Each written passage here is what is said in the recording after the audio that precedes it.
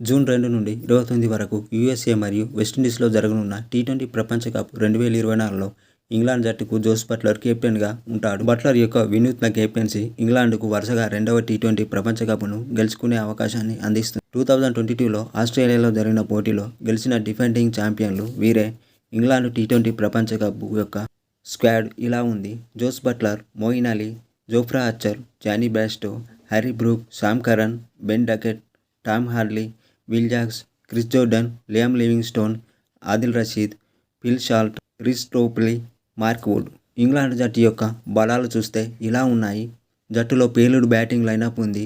Jose Buttler, Harry Brook మరియు Liam Livingstone వంటి power హిట్టర్లతో ఇంగ్లాండ్ బ్యాటింగ్ లైనప్ బలీయంగా ఉంది.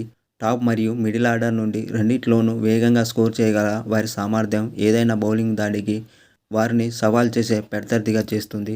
జట్టులో అనుభవజ్ఞులైన బౌలర్లు ఉన్నారు.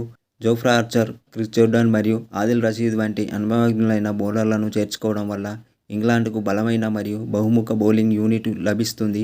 టీ20 క్రికెట్లో వారి అనుభవం మరియు నైపుణ్యం అధిక ఒత్తిడి పరిస్థితుల్లో వారు బాగా రాణిస్తారు. ఇది ఇలా ఉంటే ఇంగ్లాండ్ జట్టు యొక్క బలహీనతలు ఇలా ఉన్నాయి. జట్టులో గాయాల కారణంగా ఆందోళనలు ఉన్నాయి.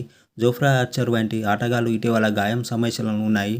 టోర్నమెంటు అంతటా అతని ఫిట్నెస్ మరియు ఫామ్ ఇంగ్లాండ్ విజయానికి కీలకం కానుంది. మరియు ఏమైనా ఎదురు దెబ్బలు జట్టు సమతుల్యతకు భంగం కలిగించవచ్చు. అలాగే జట్టు కీలక ఆటగాళ్లపై ఆధారపడడం జరుగుతుంది.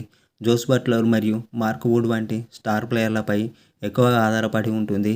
ఈ కీలక ఆటగాళ్లు పేలవమైన ప్రదర్శన లేదా గాయాలను ఎదుర్కొంటే అది ఇంగ్లాండ్ అవకాశాలను గణనీయంగా ప్రభావితం చేస్తుంది. జట్టులో కొత్త ఆటగాళ్లకు అవకాశాలు చూస్తే హ్యారీ బ్రూక్ మరియు విల్ జాక్స్ వంటి వర్ధమాన ఆటగాళ్లు తమ ప్రతిభను ప్రదర్శించేందుకు టీ20 ప్రపంచ కప్ అద్భుతమైన వేదికను అందిస్తుంది. ఈ యువ హిట్టర్ల నుండి బలమైన ప్రదర్శనలు ఇంగ్లాండ్ భవిష్యత్తు అవకాశాలను బలోపేతం చేస్తాయి. అయితే టీ20 వరల్డ్ కప్ 2024ను ఇంగ్లాండ్ జట్టు గెలుచుకుంటుందా లేదా అనేది కామెంట్ల రూపంలో తెలియచేయండి.